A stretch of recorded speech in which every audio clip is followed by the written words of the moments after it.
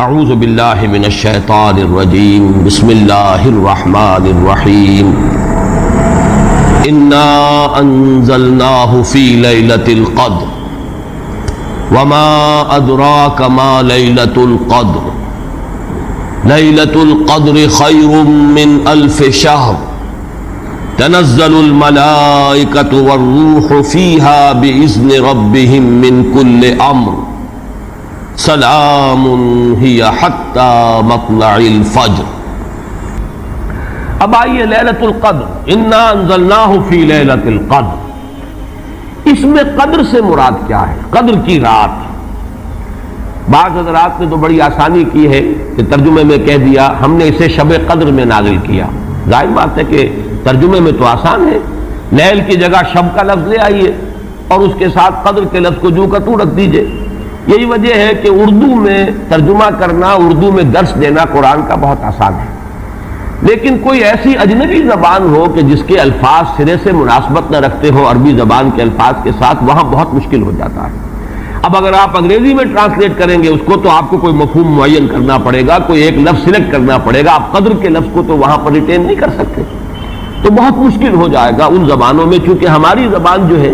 اس میں تو اکثر و بیشتر اصطلاحات جو ہیں وہ تو قرآن مجید کی جوں کی تو منتقل ہو گئی۔ تقویٰ کا لفظ ہے تو جوں کا تو ہے، ایمان کا لفظ ہے تو جوں کا تو ہے۔ اس اعتبار سے اردو میں ترجمہ یا اردو میں درس قرآن دینا بہت آسان ہے، لیکن کسی اور زبان میں کہ جس کا کوئی بھی ربط نہ ہو اردو کے ساتھ، عربی کے ساتھ، فارسی کے ساتھ، بہت مشکل ہے۔ اس قدر سے مراد کیا ہے؟ اس کے ضمن میں تین آراء ہے کہ جو ملتی ہیں، دو بہت مشہور ہیں، تیسری ذرا ایک شاذ رائے ہے، لیکن یہ کہ بہرحال وہ بھی میں چاہتا ہوں کہ آپ کے علم میں آ جائے۔ قدر سے مراد ایک تو یہ ہے کہ یہ تقدیر الامور، یہ رات وہ ہے کہ جس میں ایک سال کے لیے مقادیر اور تقدیروں کا تعین ہو جاتا ہے۔ اگرچہ ایک لفظ میں نے استعمال غلط کر دیا اس جملے میں، تعین تو وہ ہو چکا ہے ازل میں، اللہ تعالیٰ کے علم ازلی میں تو وہ چیزیں پہلے سے موجود ہیں، کب کس وقت کس شے کو ظہور پذیر ہونا ہے، کب کس وقت کس جگہ کون سا واقعہ ظاہر ہوگا، لیکن یہ ہے کہ وہ تو اللہ کا علم قدیم ہے، علم کی حد تک وہ علم قدیم ہے، وہ تو ہمیشہ سے شے جو ہے موجود ہے اللہ کے علم قدیم میں۔ لیکن یہ کہ ہر سال کا معلوم ہوتا ہے کہ جیسے ہمارے ہاں ایک مفہوم ہے، بجٹ سیشن ہے، سال بسال کچھ چیزیں معین کی جاتی ہیں، اس اعتبار سے ہر سال یہ ایک شب آتی ہے کہ جس میں اس سال سے متعلق امور فرشتوں کے حوالے کر دیے جاتے ہیں۔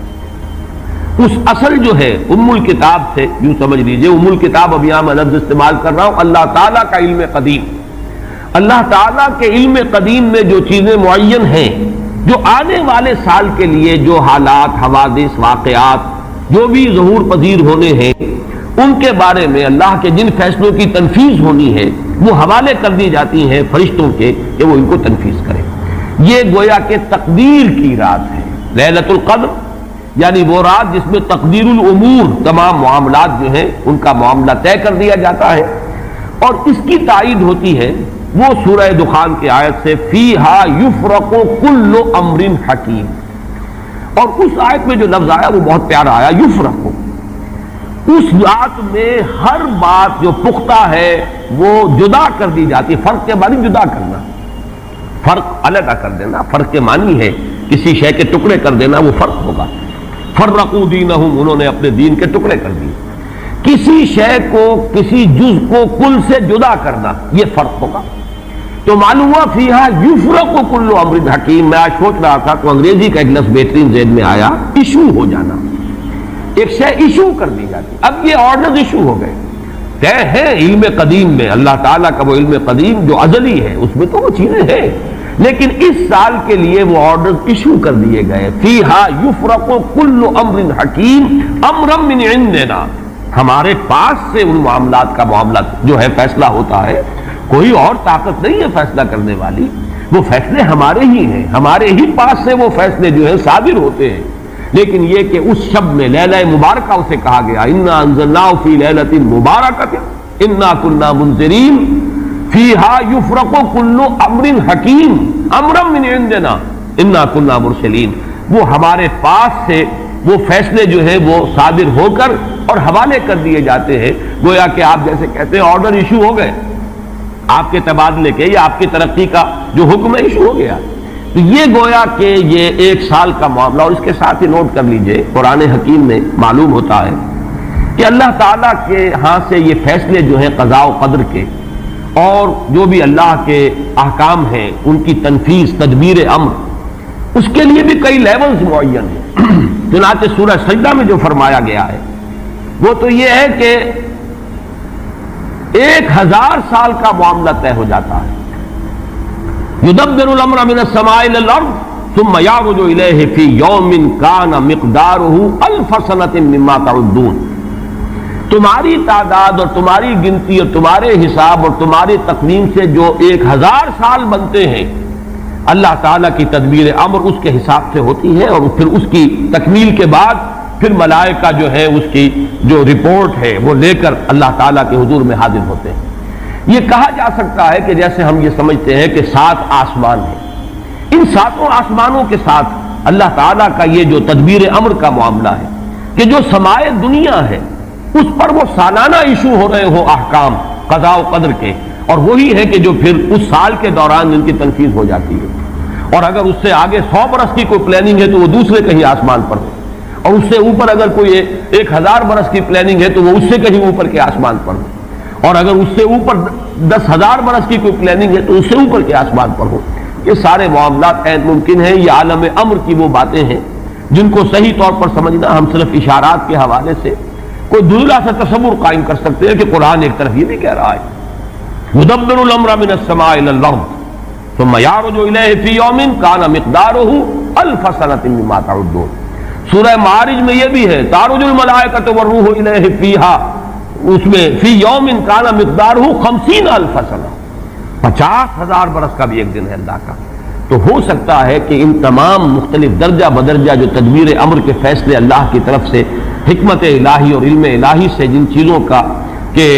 ایشو ہو رہا ہو, جس کے کہ احکام صادر ہو رہے ہوں, وہ بھی درجہ بدرجہ ہو. اور یہ جو ہے سمائے دنیا پر یہ ایک سالانہ جو ہے نظم اس کا قائم ہو, اور اس کے حوالے سے فرشتوں کو جو اس دنیا کے فرشتے ہیں جو یہاں پر تنفیذ امر کی جو خدمت ہے اس پر مامور ہیں ان کے حوالے کر دیے جاتے ہیں. تو ایک رائے تو میں نے عرض کی کہ قدر سے مراد تقدیر, کہ یہ رات جو ہے تقدیر الامور کی رات ہے. تمام جو امور ہیں ان کے مقادیر, ان کی تعیین, ان کے بارے میں اللہ تعالیٰ کے احکام جو ہے ان کا ایشو ہو جانا. ایک رائے یہ ہے کہ یہ قدر سے مراد ہے قدر و منزلت, اونچا رتبہ, علو شان, منزلہ اور شرف. اب اس کی تائید ہوتی ہے, معلوم ایسا ہوتا ہے کہ یہ دونوں باتیں تو بیک وقت جو ہے مراد ہیں. اسی لیے میں نے کہا یہ دونوں اقوال بہت مشہور بھی ہیں, اور میرے نزدیک یہ دونوں ہی اس میں یہ ذو معنیین لفظ کے طور پر یہاں استعمال ہوا, یہ دونوں ہی مراد ہیں. یہ رات خود اپنی جگہ پر بھی بجائے خود, جسے ہم کہتے ہیں بجائے خود بھی بہت قدر و منزلت کی رات ہے, اور اس شب میں 1 سال کے معاملات جو ہیں وہ فرشتوں کے حوالے کر دیے جاتے ہیں. اس اعتبار سے اس کو کہا گیا لیلہ مبارکہ, انا انزلناہ فی لیلۃ مبارکہ. یہ خود مبارک ہے, اس کے اندر برکتیں ہیں, اس کے اندر عظمت ہے, اس کی اپنی شان بلند ہے, علو مرتبت کی حامل ہے یہ رات. یہ دو مفہوم جو ہیں جب تو میں نے جیسا کہ عرض کیا یہ تو بہت کثرت کے ساتھ ہیں اور یہی زیادہ مشہور بھی ہیں, بلکہ ان کے ضمن میں دوسری بات کے ضمن میں ایک نقطہ ترازی کے درجے کی بات ہے, لیکن بات چونکہ حسین ہے وہ میں آپ کو سنا رہا ہوں. ابو بکر وراق ہیں جنہوں نے اس میں نقطہ پیدا کیا ہے کہ یہ لیلہ قدر اس لیے ہے لأنه نزل فيها کتاب ذو قدر على لسان ملک ذی قدر على امت لها قدر. یہ 3 انہوں نے قدر جمع کیے ہیں کہ یہ اس لیے اس کو لیلۃ القدر کہا گیا کہ ایک طرف تو یہ کہ اس میں وہ کتاب نازل ہوئی جو بڑی قدر و منزلت والی کتاب ہے, ثانیاً وہ اس فرشتے کی زبانی نازل ہوئی کہ جو بہت قدر و منزلت کا ذی قوت عند ذی العرش مکین مطاع ثم امین. پھر اس امت کے لیے اس کی تنزیل ہو رہی ہے جس کی بڑی قدر و منزلت ہے اللہ کے ہاں. اور شاید اسی وجہ سے وہ کہتے ہیں جناب وراق کہ شاید اسی وجہ سے لفظ قدر جو ہے اس سورہ مبارکہ میں 3 مرتبہ آیا ہے. انا انزلناہ فی لیلۃ القدر وما ادراک ما لیلۃ القدر لیلۃ القدر خیر من الف شہر. لیکن جیسا کہ میں نے عرض کیا ہے یہ بس ایک نقطے کے حد تک ہے، ایک دلچسپ نقطہ ہے، میں نے اس کا تذکرہ کر دیا ہے۔ ایک تیسرا مفہوم جو شاذ ہے جو لیا گیا قدر سے، کہ قدر کا ایک مفہوم ہے تنگی کا بھی، جیسے کہ سورۃ الفجر میں ہم پڑھ چکے ہیں فَأَمَّا الْإِنسَانُ إِذَا مَا ابْتَلَاهُ رَبُّهُ فَأَكْرَمَهُ وَنَعَّمَهُ فَيَقُولُ رَبِّي أَكْرَمَنِ وَأَمَّا إِذَا مَا ابْتَلَاهُ فَقَدَرَ عَلَيْهِ رِزْقَهُ فَيَقُولُ رَبِّي أَهَانَنِ۔ انسان کا معاملہ عجیب ہے کہ جب اس کا رب اس کا امتحان لیتا ہے، اسے آزماتا ہے نعمتیں دے کر، عزت دے کر، تو کہتا میرے رب نے مجھے عزت دے دی، اور جب اس کا رب اس کو آزماتا ہے اس پر رزق کو تنگ کر کے، تو وہ کہتا میرے رب نے مجھے ذلیل کر دیا۔ تو یہاں پر جو تنگی کا مفہوم ہے قدر میں، تو ایک مفہوم یہ لیا گیا ہے کہ یہ لیلۃ القدر لیلۃ الضیق ہے، اور یہ اس لیے کہ اس زمین پر اتنی کثرت سے، اتنی کثیر تعداد میں فرشتے نازل ہوتے ہیں کہ تنگی پیدا ہو جاتی ہے۔ اب ظاہر بات ہے کہ یہ اس عالم ارواح کے ساتھ مناسبت رکھنے والے لوگ جن کی اپنی روحیں جو ہیں وہ اس درجے لطیف ہوں کہ کچھ مناسبت ان کو پیدا ہو گئی ہو، صرف ان کا ایک ادراک ہو سکتا ہے، باقی یہ کہ جہاں تک لفظ کا تعلق ہے اس میں اس کی گنجائش موجود ہے۔ تو لیلۃ القدر کے تین مفہوم ہوئے، جن میں سے دو جو ہے پہلے وہ تو باہم جمع بھی ہو سکتے ہیں، ذو معنیین لفظ کی حیثیت سے اس کا استعمال ہو سکتا ہے۔ اس میں تمام مقادیر اور تمام تقدیروں کا گویا کہ اللہ تعالیٰ کی طرف سے صدور ہو جاتا ہے، ایشو ہو جاتے ہیں تمام احکام آئندہ سال کے لیے۔ دوسرے یہ کہ یہ خود اپنی جگہ پر بڑی مبارک اور بڑی قدر و منزلت والی رات ہے۔ تیسری بات وہ ہے جو میں نے عرض کیا، ایک شاذ سی رائے ہے کہ اس میں فرشتوں کا نزول اس کثرت سے ہوتا ہے کہ زمین کے اندر اس کی وجہ سے جگہ کی تنگی ہو جاتی ہے، واللہ عالم۔ اب اس کے بعد فرمایا وَمَا أَدْرَاكَ مَا لَيْلَةُ الْقَدْرِ، یہ ما ادراکا اور ما یدریکا، اس کے بارے میں بعض حضرات کی ایک رائے ہے جو شاید اس سے پہلے اتنی وضاحت سے میں نے کبھی بیان نہ کی ہو، آج اس کو نوٹ کر لیجئے۔ عموماً تو مفسرین دونوں کا مفہوم ایک ہی لیتے ہیں، یعنی آپ کو کیا معلوم، آپ کو کس نے بتایا، گویا کہ نفی ہے کہ آپ کا اندازہ نہیں ہو سکتا کہ وہ کیا شے ہے، وہ لیلۃ القدر کی عظمت کیا ہے۔ لیکن بعض حضرات نے یہ فرق کیا ہے کہ جب یہ فعل ماضی میں آتا ہے وما ادراکا، اس میں مراد یہ کہ آپ کو خوب معلوم ہے، کیا ہی معلوم ہے آپ کو کہ اس کی قدر و قیمت کیا ہے، یعنی اس میں گویا کہ نبی اکرم صلی اللہ علیہ وسلم کے لیے نفی نہیں بلکہ اس بات، القارعہ وما ادراک ما القارعہ، القارعہ ما القارعہ وما ادراک ما القارعہ، گویا کہ اس بات ہوتا ہے کہ آپ کو خوب معلوم ہے کہ قارعہ کیا ہے۔ لیکن یہ کہ جہاں ما یدریکا آتا ہے، وما یدریکا لعلہ یزکا اور یذکر فتنفع الذکرى، جہاں فعل مضارع آئے گا وہاں در حقیقت وہ مفہوم ہوگا کہ یہ بات حضور صلی اللہ علیہ وسلم کے علم میں نہیں ہے۔ آپ کو کیا معلوم، ہو سکتا ہے کہ وہ نصیحت اخذ کرتا، اس کو تزکیہ حاصل کر لیتا، تو اس کے اندر تو نفی ہو سکتی ہے کہ اس وقت آپ کے علم میں وہ بات نہیں ہے۔ لیکن یہ بھی ایک تو یہ کہ ایک علمی نکتہ ہے اور اس میں ذرا باریک قسم کی نحوی بحث ہے، میں خود اپنا مقام یہ نہیں سمجھتا کہ اس قسم کی باریک نحوی بحثوں میں کوئی حتمی رائے قائم کروں۔ دوسرے یہ کہ اس سے ہماری حد تک کوئی فرق واقع نہیں ہوتا،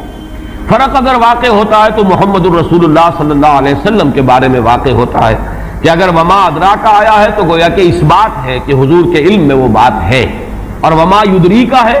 تو گویا کہ اس میں نفی ہے کہ وہ بات حضور کے علم میں نہیں ہے۔ لیکن ہمارے لیے تو دونوں حالتوں میں نفی ہی نفی ہے، ہمیں کیا معلوم قارعہ کی اصل حقیقت ہمیں کیا اندازہ ہو سکتا ہے، لیلۃ القدر کی اصل عظمت کا ہمیں کیا اندازہ ہو سکتا ہے، قرآن کی عظمت و فضیلت کا ہمیں کیا اندازہ ہو سکتا ہے۔ ہمارے اعتبار سے وہ بحث جو ہے وہ محض ایک اکیڈمک اور ایک علمی بحث بن کر رہ جاتی ہے، اس کا کوئی فرق واقع نہیں ہوتا۔ اب اس کے بعد سوال پیدا ہوتا ہے کہ یہ رات جو ہے مخفی کیوں رکھی گئی، تعین کے ساتھ کچھ معلوم نہیں، یہ رات کون سی رات ہے، کون سی رات ہے، اس کا جواب تو میں بعد میں دوں گا کہ اس میں جو آراء ہیں مختلف، لیکن یہ کہ اس کو کیوں مخفی رکھا گیا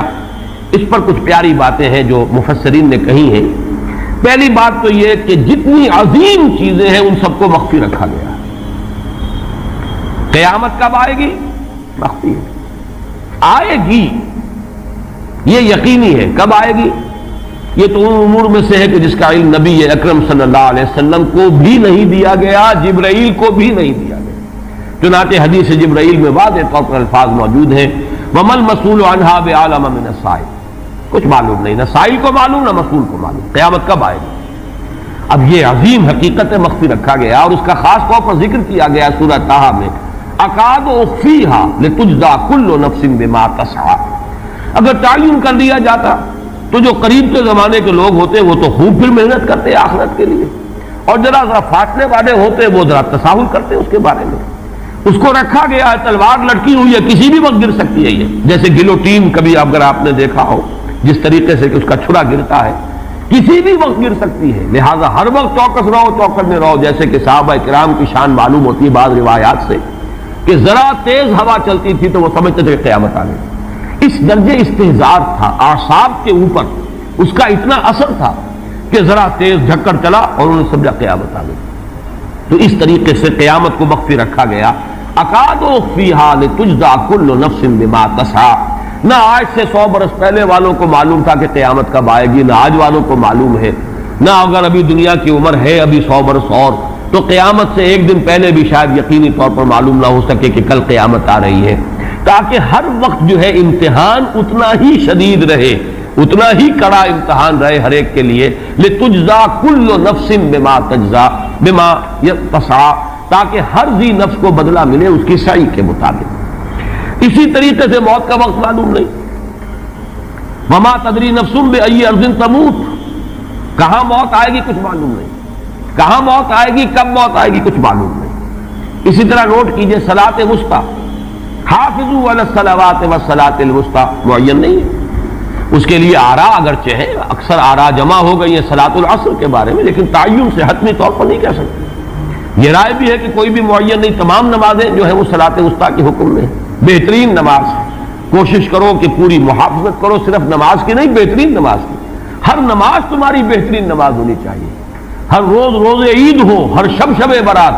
اگر اللہ تعالیٰ کے ساتھ کوئی قلبی ربط ہے تو ہر دن جو گزر رہا ہے وہ روز عید ہے، اور ہر شب جو گزر رہی ہے وہ شب برات ہے۔ لیکن اگر وہ کہ انسان کو غفلت ان کے قلب پر طاری ہے تو وہ عید کا دن بھی اس کے لیے ایک عام دن ہے، اور شب برات بھی اس کے لیے ویسی ہی ایک رات ہے جیسی کہ ہر روز آتی ہے اور چلی جاتی ہے۔ اس اعتبار سے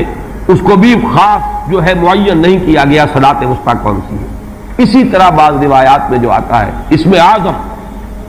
اللہ کا ایک نام ایسا ہے کہ اس کے واسطے سے اللہ سے جو بات مانگی جائے وہ رد نہیں ہو، لیکن وہ کون سا نہیں بتایا گیا۔ اقوال ہیں، اندازے ہیں، حی و قیوم پر زیادہ، الحی القیوم پر زیادہ لوگوں کا جو ہے وہ اجماع ہوا ہے، لیکن یہ کہ یقین سے نہیں کہہ سکتے۔ تو اسی میں اس کو بھی نوٹ کر لیجئے کہ اس کو مخفی رکھا گیا ہے لیلۃ القدر کو۔ لوگ زیادہ سے زیادہ محنت کریں، زیادہ سے زیادہ مشقت کریں، اس کے لیے جو بھی اس کی قدر و منزلت سے کسی درجے میں آگاہ ہے، وہ اگر معین ہی ہو جاتا کہ ایک شب یہ ہے تو پھر تو سب کے سب اس رات میں محنت کر لیتے، باقی راتیں جو ہیں وہ پھر سونی اور ویران گزرتی۔ لیکن یہ کہ مطلوب یہ ہے کہ زیادہ سے زیادہ راتیں آباد ہوں، زیادہ سے زیادہ راتوں میں ذکر ہو، عبادت ہو، دعا ہو، اس لیے اس کو مخفی رکھا گیا۔ یہ حکمت ہے۔ اس میں بھی ایک عجیب نکتہ ہے جو امام راضی رحمۃ اللہ علیہ نے بیان کیا ہے، اور حوالہ اگرچہ نہیں دیا اس حدیث کا، لیکن ایک روایت کے حوالے سے بات بیان کی ہے کہ اس کے ظاہر نہ کرنے میں بھی اللہ کی ایک شفقت اور رحمت ہے بندوں کے حق میں، اس لیے کہ اس کی قدر جتنی زیادہ ہے اتنی ہی اس کی ناقدری پر سزا ہوگی۔ اگر معلوم ہو کہ یہ شب ہے اور اس کی ناقدری کوئی انسان کرے تو گویا کہ پھر وہ اتنا ہی زیادہ مورد عقاب اور مورد سزا بن جائے گا۔ اس کے لیے ایک بڑا پیارا واقعہ نقل کیا امام راضی نے کہ حضور صلی اللہ علیہ وسلم اور حضرت علی رضی اللہ تعالی عنہ ایک روز مسجد میں داخل ہوئے، ساتھ ہی آئے ہیں،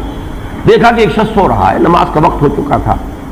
حضور نے حضرت علی سے فرمایا کہ اسے جگا دو، اسے ہوش میں لے آؤ تاکہ یہ وضو کرے، نماز کے لیے تیاری کرے۔ حضرت علی نے امتثال امر کیا، جا کر جگا دیا۔ لیکن پھر ایک سوال کیا حضرت علی نے کہ حضور آپ تو خود نیکی کے کاموں میں بہت سبقت فرمانے والے ہیں، سباق بالخیر یہ لفظ آئے، سبقت کرنے والے بہت کثرت کے ساتھ، تو آپ نے یہ جو ہے یہ کام خود کیوں نہیں فرمایا، اور مجھے کیوں اس کے لیے آپ نے حکم دیا؟ آپ خود بھی اسے جگا سکتے تھے۔ آپ نے فرمایا کہ تم اس کی حکمت کو سمجھ لو، میرے جگانے پر اگر وہ نہ جاگتا اور انکار کر دیتا تو کفر ہو جاتا اس کے حق میں، اور تمہارے جگانے پر اگر کوئی تساہل سے بھی وہ کام لیتا تو وہ کفر نہ ہوتا۔ یہ ایک فرق ہے کہ اللہ تعالیٰ کی طرف سے ایک شفقت ہے کہ حضور صلی اللہ علیہ وسلم جگاتے اور کسی درجے میں وہ انکار کر دیتا۔ کبھی ایسا بھی ہوتا آدمی نیند میں ہے اور وہ کہتا جاؤ جاؤ مجھے آرام کرنے دو، تو تو اگر میرے ساتھ یہ معاملہ ہوتا تو وہ کفر کے درجے کو پہنچ جاتی بات، لیکن اگر تمہارے ساتھ یہ معاملہ ہو بھی جاتا تو اس درجے شدید نہ ہوتا۔ تو گویا کہ حضور نے اس شخص پر شفقت کے اعتبار سے یہ شکل اختیار کی کہ خود نہیں جگایا، بلکہ یہ کہ حضرت علی رضی اللہ تعالیٰ عنہ کو حکم دیا کہ اسے جگا دیں۔ تو یہ نقطہ کہ لیلۃ القدر کے اخفاء میں یہ بات بھی ہے کہ اگر اس کو عیاں کر دیا جاتا، معین کر دیا جاتا، تو پھر جو لوگ اس سے غافل رہتے پھر وہ بہت سخت ناقدری کا ارتکاب کرتے اور بڑی سزا کے مستوجب ہو جاتے۔ اب آپ چھٹی بحث ہے کہ وہ رات کون سی ہے۔ اگرچہ ایک رائے شاذ یہ بھی ہے کہ وہ رمضان سے باہر کی رات بھی ہو سکتی ہے، لازم نہیں ہے کہ رمضان ہی کی کوئی شب ہو۔ اس میں چونکہ بعض حضرات نے ایک روایت کی وجہ سے جسے ہم شب برات کہتے ہیں، لیلۃ البرات، یہ شعبان کی 15ویں شب، درمیانی شب، اور اس کے بارے میں ایک روایت موجود ہے حضرت عائشہ صدیقہ رضی اللہ تعالی عنہا کی کہ رات کے وقت ان کی آنکھ کھلی اور وہ باری آپ ہی کے پاس شب باسی کی تھی، حضور کی، تو حضور موجود نہیں تھے، تو تشویش ہوئی کہاں گئے۔ تو جب تلاش کی گئی تو معلوم ہوا کہ حضور جنت البقیع قبرستان میں پہنچے ہوئے ہیں اور وہاں آپ ان کے لیے جو بھی وہاں دفن ہیں ان کے لیے استغفار فرما رہے ہیں۔ جب پوچھا گیا معاملہ کیا، تو آپ نے فرمایا یہ بڑی عظیم رات ہے اور اس رات میں فوت ہونے والوں کا فیصلہ ہو جاتا ہے، پیدا ہونے والوں کا فیصلہ ہو جاتا ہے۔ تو اب وہ بھی ایک لیلہ مبارکہ، اسی وجہ سے بعض لوگوں نے وہ جو سورہ دخان کی ابتدائی آیات ہے انا انزلناہ فی لیلۃ مبارکۃ، اس کو محمول کیا ہے اسی رات پر کہ جس کو ہم شب برات کہتے ہیں اپنی عام اصطلاح میں، لیلۃ البرات اسے عربی میں کہا جاتا ہے۔ برات کے معنی کسی کا چھٹکارا پا لینا۔ یہ شب برات جو ہے وہ برات شادی والی برات نہیں ہے، بلکہ یہ برات کا لفظ ہے عربی زبان کا، جو ہمارے ہاں وہ غلط العام میں برات شب برات بن گیا ہے۔ برات، برات من اللہ ورسولہ، جو سورہ برات کا پہلا لفظ ہے کہ چھٹکارا پانا، کہ وہ رات بھی ایسی ہے کہ اس میں انسان استغفار کرے اور اللہ تعالیٰ سے اپنے گناہوں کی معافی مانگے تو اپنے آپ کو جہنم سے چھٹکارا دلا سکتا ہے، وہ شب برات ہے۔ اس اعتبار سے کچھ لوگوں نے گمان کیا کہ شاید لیلۃ القدر اور لیلہ مبارکہ اس حدیث کی روح سے وہی شب ہے، وہ ظاہر بات ہے کہ خارج از رمضان مبارک ہے، اور یہ کہ اس کے علاوہ بھی بعض آراء ہیں، لیکن یہ آراء جو ہے شاذ کے درجے میں۔ میں یہ کہہ سکتا ہوں کہ تقریباً اجماع ہے اس پر کہ یہ رات رمضان مبارک ہی کی ایک رات ہے۔ اس کی دلیل ایک تو یہ کہ القرآن یفسر بعضہ بعضا کے اصول کے مطابق قرآن مجید کے اندر سورہ بقرہ میں یہ واضح کر دیا گیا شہر رمضان الذی انزل فیہ القرآن، رمضان مبارک کا مہینہ وہ ہے کہ جس میں قرآن نازل کیا گیا، اور یہاں فرمایا انا انزلناہ فی لیلۃ القدر، ہم نے اس کو اتارا ہے لیلۃ القدر میں۔ ان دونوں کو جوڑیے تو اس کا ایک لا محالہ جو ایک انیویٹیبل رزلٹ نکلتا ہے وہ یہی ہے کہ یہ لیلۃ القدر رمضان مبارک میں۔ دوسری اس کی تائید ہوتی ہے وہ مشہور حدیث جس کو الحمدللہ کہ ہم نے بہت عام کیا ہے، رمضان مبارک کی آمد سے قبل کوشش ہوتی ہے ہر سال جو ہے اس کی یاد دہانی کرا دی جائے۔ ایک طویل خطبہ جو حضور نے دیا تھا، خطبنا رسول اللہ صلی اللہ علیہ وسلم فی آخر یوم من شعبان، یہ حضرت سلمان فارسی رضی اللہ تعالیٰ عنہ سے مروی ہے کہ حضور نے شعبان کے آخری دن ہمیں خطبہ ارشاد فرمایا، یا ایھا الناس قد اظلکم شہر عظیم شہر مبارک شہر فیہ لیلۃ خیر من الف شہر، لوگوں آگاہ ہو جاؤ، تم پر ایک بہت مبارک مہینے نے، بڑی عظمت والے مہینے نے سایہ کر دیا ہے، سایہ فگن ہو گیا ہے تم پر ایک مہینہ جو بڑی عظمت والا ہے، شہر عظیم جو بڑی برکت والا ہے، شہر مبارک، اور تیسرا جملہ اس میں یہی ہے شہر فیہ لیلۃ خیر من الف شہر، وہ مہینہ کہ جس میں ایک رات وہ بھی ہے کہ جو 1000 مہینوں سے افضل ہے۔ ان دونوں چیزوں کے حوالے سے تقریباً دلائل بھی موجود ہیں، اور ویسے یہ کہ جیسا کہ میں عرض کر چکا ہوں اجماع ہے کہ یہ رمضان مبارک ہی کی ایک شب ہے۔ لیکن رمضان مبارک کی کون سی شب ہے، اس پر بعض مفسرین نے تو لکھا ہے کہ 40 قول ہیں۔ چنانچہ صاحب تفسیر مظہری قاضی ثناء اللہ پانی پتی نے، میں نے وہ تفصیل تو نہیں پڑھی، کہ 40 قول نقل کیے، لیکن امام راضی نے جو 9 قول نقل کیے ہیں وہ میں تیزی کے ساتھ آپ کو سنا دیتا ہوں۔ ابن رزین رحمہ اللہ کا قول یہ ہے کہ رمضان کی پہلی شب ہے۔ حضرت حسن بصری رحمت اللہ علیہ، یہ ہے تابعین میں سے، اس لیے میں رضی اللہ عنہ نہیں کہہ رہا، رحمت اللہ علیہ۔ حضرت حسن بصری رحمت اللہ علیہ کی رائے ہے کہ یہ 17ویں شب ہے، یعنی وہ شب کہ پھر جس کے اگلے دن جو ہے وہ غزوہ بدر ہوا ہے، یوم الفرقان۔ حضرت انس رضی اللہ تعالی عنہ مرفوعاً روایت کرتے ہیں کہ یہ 19ویں شب ہے۔ محمد بن اسحاق جو بہت بڑے سیرت نگار ہیں حضور کے، ان کا قول ہے کہ یہ 21ویں شب ہے۔ حضرت عبداللہ ابن عباس رضی اللہ تعالی عنہما سے قول جو ہے مروی ہے کہ یہ 23ویں شب ہے۔ حضرت عبداللہ ابن مسعود رضی اللہ تعالی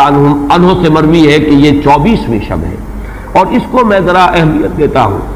اس لیے کہ 24ویں شب جو ہے سورہ علق کی ابتدائی آیات کے نزول کے ضمن میں کچھ حساب کتاب کے جوڑنے سے 24ویں اور 25ویں شب کا بھی معاملہ جڑتا ہے، جو کہ میں نے آپ کو سورہ علق کے درس کے دوران بتایا تھا۔ اس کے بعد حضرت ابو ذر غفاری رضی اللہ تعالیٰ عنہ کا قول ہے کہ یہ 25ویں شب ہے۔ اس کے بعد حضرت ابی ابن کعب رضی اللہ تعالیٰ عنہ کا قول ہے، یہ وہ ہے جن کو کہ حضور نے خود فرمایا کہ اقرأہم ابی ابن کعب، قرآن مجید کے سب سے بڑے قاری حضرت ابی ابن کعب ہیں رضی اللہ تعالیٰ عنہ۔ اور ان کے بھی سینے پر آپ نے تھپکی دی تھی کہ ایک سوال کیا آپ نے کہ سب سے عظیم سورت کون سی ہے، اور جب انہوں نے صحیح جواب دے دیا سورہ فاتحہ، تو پھر یہ کہ اس پر حضور نے تھپکی دی کہ تمہیں اللہ تعالیٰ نے بہت صحیح مناسبت عطا کی ہے علم کے ساتھ۔ ان کی اور صحابہ میں سے بہت سے لوگوں کی رائے، یہاں تک کہ یہ کہا جا سکتا ہے کہ بقیہ اقوال جو ہے وہ شاذ کے درجے میں ہے، اور یہ گویا کہ اگر اجماع نہ کہا جائے تو بہت حد تک اتفاق کے درجے میں ہے کہ یہ 27ویں شب ہے۔ اور اس 27ویں شب کے ضمن میں حضرت عبداللہ ابن عباس سے ایک روایت میں پہلے آپ کو بتا چکا ہوں کہ 23ویں شب، لیکن 27ویں شب کے ضمن میں جو مختلف روایات حضرت عبداللہ ابن عباس رضی اللہ تعالی عنہما سے مروی ہیں، ان میں بھی کچھ لطیف نکات ہیں، وہ میں بعد میں بیان کروں گا۔ اس کے بعد ایک شاذ قول اور بھی ہے کہ یہ 29ویں شب ہے۔ تو یہ گویا کہ 9 ہیں اقوال، جن میں سے بعض جلیل القدر صحابہ کے ہیں، عبداللہ ابن مسعود، ابو ذر غفاری، ابن عباس، ابی ابن کعب، لیکن یہ ہے کہ سب سے زیادہ جو اتفاق اگر اجماع نہ کہا جائے تو 27ویں شب پر ہے۔ اس 27ویں شب کے بارے میں حضرت عبداللہ ابن عباس نے 3 نکتے بیان کیے۔ ایک نکتہ تو یہ ہے کہ یہ پوری سورہ مبارکہ جو ہے سورۃ القدر، اس میں 30 الفاظ ہیں، اور ان 30 الفاظ میں سے 27واں لفظ ہے ہیا حتی مطلع الفجر، یہ 27واں ہے۔ اس کے اعتبار سے گویا کہ انہوں نے ایک ربط قائم کیا ہے کہ یہ 27ویں شب ہے۔ ایک ہی بات انہوں نے یہ کہی ہے کہ اللہ تعالیٰ کو وطر محبوب ہے، اللہ وطر و یحب الوطر، اللہ خود بھی اکیلا ہے اور وطر کو پسند کرتا ہے۔ پھر یہ کہ وطر جو ہے اب رمضان مبارک کے اندر اگر وہ وطر شمار کیے جائیں گے تو 14-15 وطر بن جائیں گے،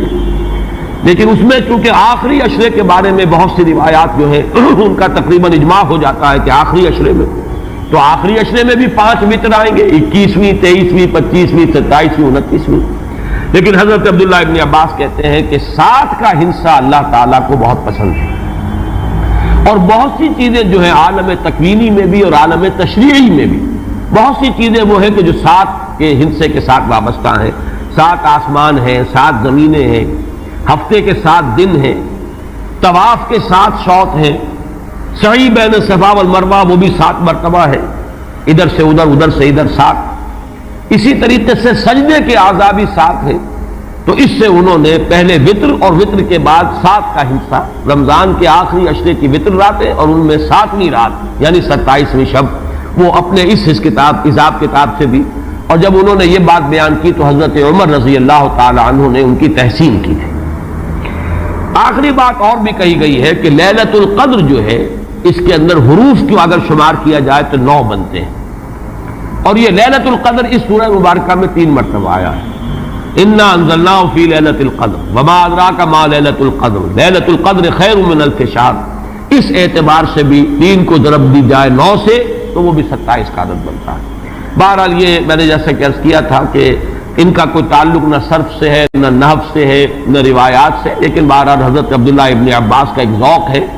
اس کو آپ ذوقی باتیں بھی کہہ سکتے ہیں، لیکن یہ کہ حضرت عبداللہ ابن عباس کی ذوقی بات ہے، لہذا اس کا کم سے کم تذکرہ ہو جانا چاہیے۔ ایک بحث یہ ہے کہ اہیا باقیۃ ام لا، کیا یہ رات جو اس کی عظمت تھی یہ باقی ہے، یا صرف وہی رات جو تھی جس میں کہ قرآن مجید نازل کیا گیا وہی عظمت کی حامل تھی؟ انا انزلناہ فی لیلۃ القدر، یا یہ کہ اب بھی ہر سال یہ رات آ رہی ہے تو اسی عظمت کی حامل ہے، اسی قدر و منزلت کی، اسی برکت کی حامل ہے؟ اس پر بھی تقریباً ایک اجماع ہے کہ یہ لیلۃ القدر باقی ہے، ہر سال آتی ہے۔ اس کے ضمن میں بلکہ میں چاہتا ہوں کہ اپنے قول کی تصحیح کر دوں کہ میں ایک رائے میں نے ابتدائی دور میں بیان کی ہے اپنے بعض خطبات میں، تقاریر میں، اور وہ جیسا کہ ایک خطیبانہ انداز ہوتا ہے، قرآن مجید کی عظمت کے بیان کے ضمن میں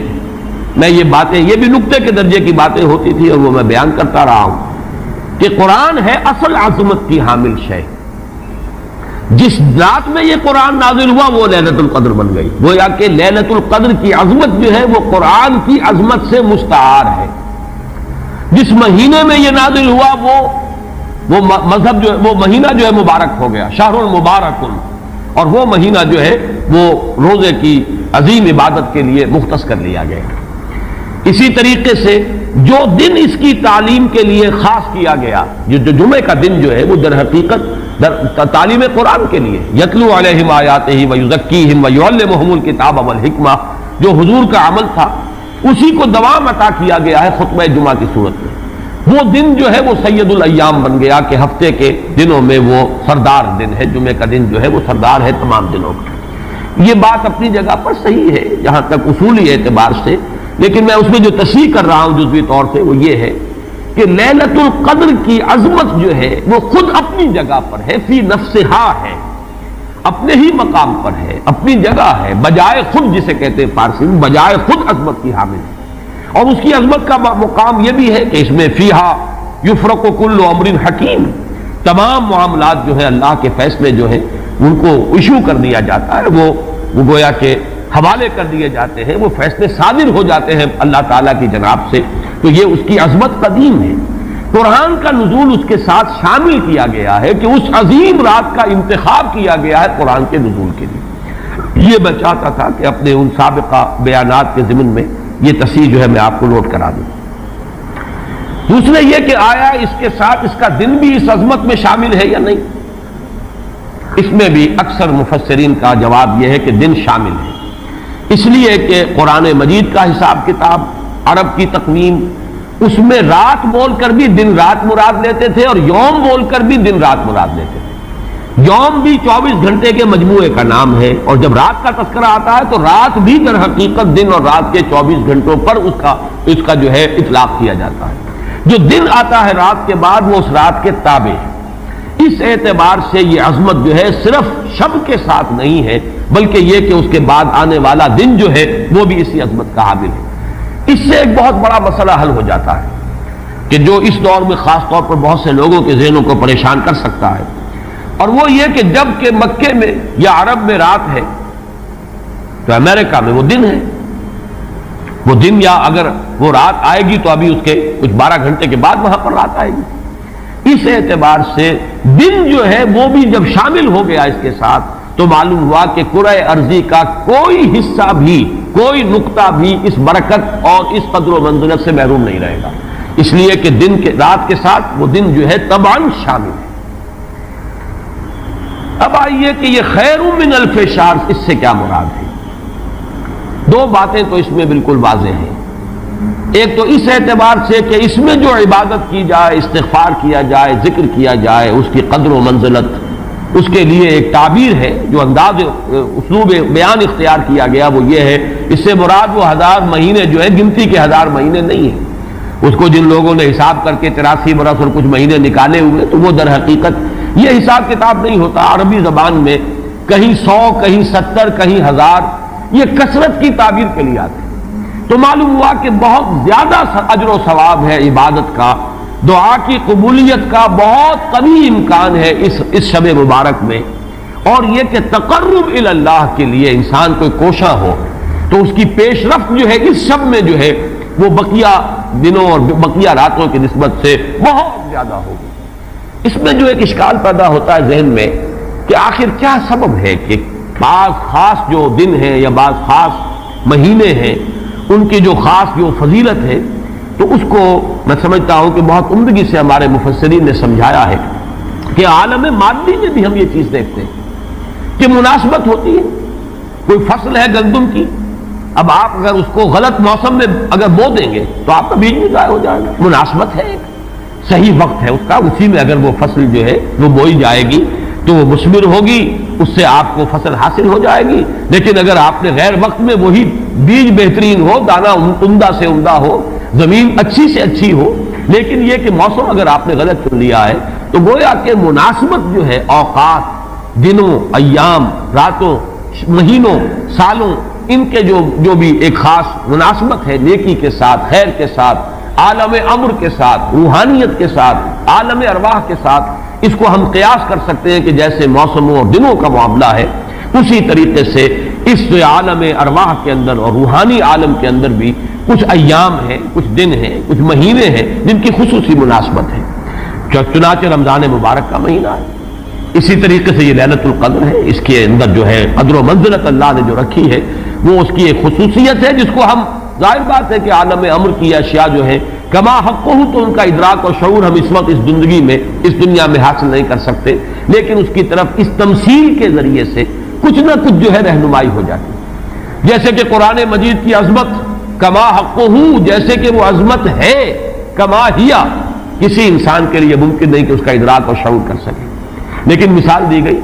لو انزلنا هذا القرآن على جبل لرأيته خاشعا متصدعا من خشية الله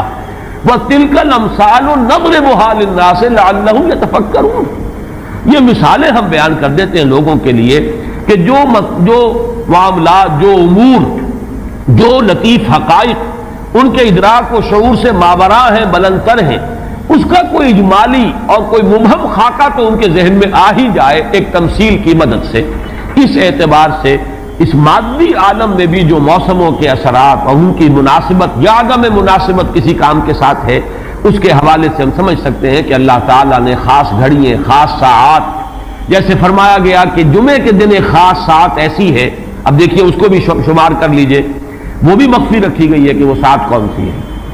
ایک خاص ساعت ہے کہ اگر کوئی شخص دعا کرے گا اس گھڑی میں تو وہ رد نہیں ہوگی، لیکن اسے خفیہ رکھ دیا گیا۔ بعض حضرات کے خیال میں دونوں خطبوں کے درمیان جو وقت ہو جبکہ امام بیٹھتا ہے یہ وقفہ ہے وہ خاص ساعت۔ بعض حضرات کے نزدیک وہ نماز کے ادا ہونے سے لے کر عصر تک کا وقفہ ہے، لہذا بہت سے حضرات کو آپ نے دیکھا ہوگا کہ وہ جمعے کے روز نماز جمعہ ادا کرنے کے بعد سے عصر تک مسجد میں قیام کرتے ہیں، ذکر اور تلاوت اس میں مشغول رہتے ہیں۔ بعض حضرات کے نزدیک اس سے مراد ہے اذان ہونے سے نماز کے ادا ہو جانے تک، اذا نودی للصلاۃ من یوم الجمعۃ فاسعوا الی ذکر اللہ وذروا البیع اور فاذا قضیت الصلاۃ فانتشروا فی الارض، ان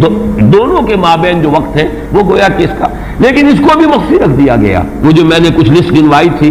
کہ عظمت والی چیزوں کو اللہ نے چھپایا ہے، اسے مخفی رکھا ہے، اسی میں اس کو بھی شامل کر لیجئے کہ ایک گھڑی ہے جمعے کے دن، ایک وقت ہے، ایک ساعت ہے، اس میں جو دعا کی جائے قبول ہو جائے گی۔ اسی طریقے سے یہ لیلۃ القدر ہے، اسی طریقے سے اور مختلف چیزیں۔ تو لیلۃ القدر خیر من الف شہر تنزل الملائکۃ والروح فیہا باذن ربہم من کل امر، نازل ہوتے ہیں فرشتے اور الروح، اگرچہ الروح کے بارے میں اس کا مصداق کیا ہے بہت سے اقوال ہیں، لیکن یہاں پر اکثر و بیشتر مفسرین جو ہے متفق ہے کہ یہاں مراد حضرت جبرائیل علیہ الصلوۃ والسلام۔ فرشتوں میں ان کے چونکہ ایک خاص مقام ہے، بہت اونچا ان کا مقام ہے، کہا جا سکتا ہے سید الملائکہ، تمام فرشتوں کے وہ سردار ہیں۔ یہی وجہ ہے کہ وہی ہے قرآن کے نازل کرنے والے۔ یہ عظیم اللہ کا پیغام جو ہے نوع انسان پیام آخری حامل او رحمت للعالمین، تو اس کے لانے والے بھی جو ہے وہ فرشتوں میں، جیسے کہ میں نے وہ آیات آپ کو اس سے پہلے بھی سنائی کہ انہ لقول رسول کریم ذی قوت عند ذی العرش مکین مطاع ثم امین۔ اب یہ ساری مدح جو ہو رہی ہے، تعریف ہو رہی ہے حضرت جبرائیل علیہ السلام کی، تو یہ گویا کہ عطف الخاص علی العام کی ایک مثال ہے۔ تمام ملائکہ، الملائکہ بہت سے ملائکہ، اور یہاں پہ اس سے اندازہ کیجئے کہ معلوم ہوتا ہے بہت کثیر تعداد میں ملائکہ ہیں جن کا نزول ہوتا ہے۔ وہ جو میں نے قدر کا ایک مفہوم بیان کیا گیا تھا کہ اتنے ملائکہ آتے ہیں کہ زمین پر جگہ نہیں رہتی، اور لیلۃ القدر سے مراد لیلۃ الضیق ہے کہ ملائکہ کے لیے اس کا چونکہ ابھی حال ہی میں مجھے تجربہ ہوا ہے کہ جب ہم نے طواف وداع کیا ہے تو وہ ہم نے دیکھا ہے ضیق کی وہ کیفیت جو ہے، وہ تنگی کہ وہاں پر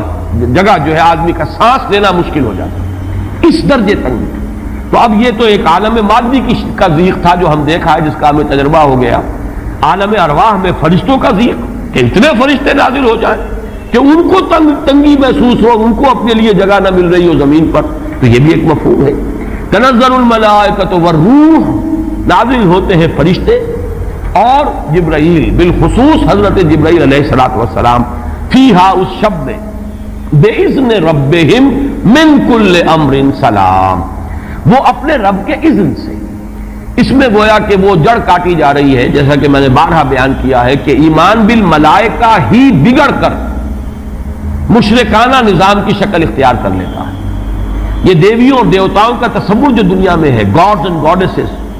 اور یہ جو بھی عربوں کے ہاں تھا آلہہ کا تصور، یہ در حقیقت فرشتوں کا تصور ہے جو بگڑ گیا۔ ہم جانتے ہیں فرشتہ پہاڑوں کا ایک فرشتہ ہے، ملک الجبال، جو حضور کی خدمت میں حاضر ہوا تھا یوم طائف کو۔ اگر آپ مجھے حکم دیں میں ان پہاڑوں کو آپس میں ٹکرا دوں، اور جن لوگوں نے آپ کے ساتھ یہ زیادتی کی ہے وہ سرمے کی طرح پس کر رہ جائیں۔ ملک الجبال ایک فرشتہ ہے کہ جو پہاڑوں پر معمور ہے، اسی کو کہہ دیا گیا پہاڑوں کا دیوتا۔ فرق کیا ہے ملک الجبال اور پہاڑوں کا دیوتا میں؟ فرق کیا ہے؟ دیوتا کے ساتھ تصور یہ کہ اسے کچھ اختیار حاصل ہے، جبکہ فرشتوں کے بارے میں جو صراحت قرآن کرتا ان کے پاس اختیار کوئی نہیں۔ یفعلون ما یؤمرون، وہ وہی کچھ کرتے ہیں جو جس کا انہیں حکم دیا جاتا ہے۔ لا یعصون اللہ ما امرهم ویفعلون ما یؤمرون، وہ اللہ کے کسی حکم کی نافرمانی نہیں کرتے، وہی کرتے ہیں جس کا ان کو حکم ہوتا ہے۔ اور وہ آیت جو میں نے پہلے بھی آج سنائی ہے، حضرت جبرائیل نے حضور کے اس شکوے یا گلے کے جواب میں جو بھی کہا، اپنی وضاحت پیش کی، ما نتنزل الا بامر ربک، اے نبی، اے محمد صلی اللہ علیہ وسلم، آپ کا شوق اپنی جگہ، لیکن ہم نازل نہیں ہو سکتے آپ کے رب کے اذن کے بغیر، آپ کے رب کے حکم کے بغیر، ہمارا اختیار نہیں ہے۔ اور وہ مقام اس اعتبار سے عظیم ترین مقام ہے قرآن مجید کا، ضربۃ السلام ہے، لہو ما بین ایدینا وما خلفنا وما بین ذالک، اللہ ہی کا اختیار ہے اس پر بھی جو ہمارے سامنے ہے، اللہ کے اختیار میں ہے وہ بھی جو ہمارے پیچھے ہے، اور اللہ کے اختیار میں وہ بھی جو ان دونوں کے مابین ہے۔ اب ان دونوں کے مابین کیا ہے؟ میرے آگے یہ سب کچھ ہے، میرے پیچھے یہ سب کچھ ہے، میرے آگے اور پیچھے کے مابین کون ہے؟ میں ہوں۔ گویا کہ ملائکہ بالکلیہ اللہ کے اختیار میں، ان کا کوئی اختیار جو ہے اپنا نہیں ہے، اگرچہ بہت ملائکہ مقربین ہے، مقام بہت بلند ہے، نوری مخلوق ہے۔ چنانچہ مسلم شریف میں حضرت عائشہ صدیقہ رضی اللہ تعالی عنہا سے روایت موجود ہے کہ اللہ نے فرشتوں کو نور سے پیدا کیا، نوری الخلق، نوری الاصل، پھر یہ کہ مقربین، اللہ کے بہت قریب قرب رکھنے والے، لیکن اختیار نہیں، جو حکم ملتا ہے۔ بس یہ بات پیش نظر رہے تو ایمان بالملائکہ جو لازم ہے، ہمارے ایمانیات کا جزو لا ينفک ہے۔ آمنت باللہ وملائکتہ وکتبہ ورسلہ والیوم الآخر والقدر خیرہ وشرہ من اللہ تعالی والبعث بعد الموت۔ ایمان باللہ کے فوراً بعد ایمان بالملائکہ ہے، لازم ہے۔ لیکن یہ کہ ذرا سا دیکھیے بال برابر ادھر سے ادھر ہو جانے سے وہ جو ہے کہ رفتم کے خارج پاکشم محمل نہا شد از نظر، یک لحظہ غافل گشتم و 100 سال راہم دور شد، ایک لحظے کی غفلت جو ہے وہ 100 سال کی دوری ڈال دیتی ہے راستے کے اندر، ایک لحظے کی ذرا سی یہ لغزش جو ہے۔ اگر ان ملائکہ کے بارے میں یہ تصور قائم ہو جائے کہ یہ بھی صاحب اختیار ہے تو ٹھیک ہے، پھر کچھ دنڈوت ہونی چاہیے، پھر کچھ چڑھاوے چڑھانے چاہیے، پھر ان سے دعائیں کرنی چاہیے، ان سے استغاثہ ہونا چاہیے، ان کو پکارا جانا چاہیے۔ وہ سارا کا سارا شرک کا جو طومار ہے اب اس کے لیے پورا جواز پیدا ہو گیا اگر ذرا سی یہ علمی غلطی ہو جائے۔ تو اسی لیے یہاں پر خاص طور پر تنزل الملائکۃ والروح فیہا بإذن ربہم، اپنے رب کے اذن سے نازل ہوتے، از خود نازل نہیں ہوتے۔ یہی بات ہے کہ جو وہاں فرمائی گئی ہے اس سورہ مبارکہ میں، فیہا یفرق کل امر حکیم امرا من عندنا، ہمارے پاس سے وہ امر جاتا ہے، کسی اور کا اختیار نہیں ہے، امرا من عندنا، اس کا فیصلہ ہم کرتے ہیں، یدبر الامر ہم ہیں، تدبیر امر ہم کرتے ہیں، فیصلہ کرنے والے ہم ہیں، حکم دینے والے ہم ہیں، تقدیر کا تعین کرنے والے ہم ہیں، اس کے لیے حکم ایشو کرنے والے ہم ہیں۔ تو فرمایا امرم من عندنا انا کنا مرسلین، اور ہم ہی ہیں کہ جو بھیجنے والے ہیں، اپنے فرشتوں کو بھیجتے ہیں تنفیذ امر کے لیے، اپنے رسولوں کو بھیجتے ہیں لوگوں کو خبردار کرنے کے لیے، جو کہ اگلی صورت کا مقصد ہے، جو مرکزی مضمون ہے کہ مقصد رسالت ہے کیا۔ تو فرمایا تنزل الملائکۃ والروح فیہا باذن ربہم من کل امر۔ اب دیکھیے کل امر کس طرح یہ الفاظ جو ہے ایک دوسرے کے ساتھ ان دونوں مقامات کے جو ٹیلی کر رہے ہیں۔ انا انزلناہ فی لیلۃ القدر، انا انزلناہ فی لیلۃ مبارکۃ، قدر اور مبارک یہ دونوں ایک دوسرے کے مقابل میں آ گئے۔ یہاں فرمایا من کل امر، تنزل الملائکۃ والروح فیہا باذن ربہم من کل امر، وہاں فرمایا فیہا یفرق کل امر حکیم امرا من عندنا انا کنا مرسلین۔ اس شب میں ایشو ہو جاتے ہیں تمام معاملات، تمام فیصلے، اور ہوتے ہیں ہمارے پاس سے۔ یہ غالباً جو ہمارے ہاں جو فیصلے عدالتی فیصلے ہوتے ہیں ان میں بھی خاص الفاظ آتے ہیں کہ یہ عدالت کا اپنا فیصلہ ہے، یا ہم اپنے فیصلے سے یہ بات جو ہے اس کا تعین کر رہے ہیں۔ تو امرا من عندنا، یہ ہمارا فیصلہ ہمارے پاس سے اس کی تعین ہوتی ہے۔ سلام ہی حتی مطلع الفجر، سلام میں ایک تو یہ بات کہ نحوی اعتبار سے کہ اس کا مبتدا محذوف ہے، وہ سلامتی ہی سلامتی ہے، اور سلام کے دو معنی کیے گئے ہیں، ایک تو جو سلام کا یا سلامتی کا ذریعہ بنے، یہ رات سلامتی کی رات ہے، اس رات میں سلامتی حاصل کی جا سکتی ہے، اس رات میں اللہ کی مغفرت حاصل کی جا سکتی ہے، اللہ کے عفو و درگزر کے عام ہونے کی رات ہے۔ ایک یہ کہ اس رات میں مولانا اصلاحی صاحب نے بڑا پیارا لفظ استعمال کیا ہے کہ جو شیاطین جن ہیں ان پر کرفیو لگا دیا جاتا ہے، جیسے رمضان مبارک کے بارے میں آیا ہے کہ ان جو شیاطین ہیں ان کو قید کر دیا جاتا ہے، یعنی یہ کہ برائی کے جو محرکات و دوائی ہیں ان میں کمی آ جاتی ہے، خیر کے دوائی اور داعیات و محرکات وہ اس کے اندر نکھرتے ہیں، ابھرتے ہیں، اور یہ ہر شخص کو اندازہ ہے رمضان مبارک کا ایک خاص ماحول ہوتا ہے۔ اس میں واقعہ یہ ہے کہ اگرچہ بدطینت لوگ اس میں بھی بد کرداری کا معاملہ کرتے ہیں، لیکن یہ کہ طبیعت جو عام ماحول اس ماہ مبارک کا ہوتا ہے اس میں خیر کا کرنا نسبتاً بہت آسان دوسرے دنوں کے مقابلے میں، اور برائی کی طرف میلان جو ہے وہ زیادہ ہی شدید ہوگا تو شاید اس کا جو ہے اظہار ہو جائے، ورنہ عام طور پر برائی کے میلانات جو ہیں ان میں کمی پیدا ہو جاتی ہے۔ تو سلام ایک تو اس معنی میں کہ سلامتی حاصل کرنے والی رات، دوسرے یہ کہ اس رات میں سلامتی ہوتی ہے کہ جنات جو ہیں شیاطین جن ان کے اوپر پابندیاں ہیں، قدغنے ہیں، اور ایک یہ لفظ لایا گیا ہے سالم کے معنی میں،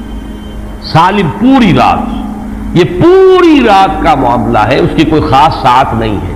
اس میں گویا کہ خاص دلجوئی کی جا رہی ہے کہ اگر کوئی شخص پوری رات میں نہیں بھی جاگ سکا، لیکن اگر طبیعت میں انشراح ہو جائے کسی اس کی ایک ساعت میں، کسی ایک حصے میں، تو وہ یہ سمجھے کہ وہ محروم نہیں رہا، اسے اس رات کی سعادت اور برکات میں سے حصہ مل جائے گا۔ ہی حتی مطلع الفجر، اور یہ رات جو ہے یہ فجر کے طلوع ہونے تک یہ برکات کا نزول، فرشتوں کا نزول، خیر و سعادت، سلامتی کا حصول، یہ تمام چیزیں جو ہیں اس رات کے آخری جو سرحد ہے مطلع الفجر، طلوع فجر تک یہ تمام کیفیات برقرار رہتی ہیں۔ اللہ تعالی ہم سب کو یہ لیلہ قدر اور لیلہ مبارکہ جو ہے اس کی برکات سے اور اس کی قدر و منزلت سے اور اس کے خیرات و حسنات سے متمتع ہونے کی توفیق عطا فرمائے۔ بارک اللہ لی و لکم فی القرآن العظیم و نفعنی و ایاکم بالآیات والذکر۔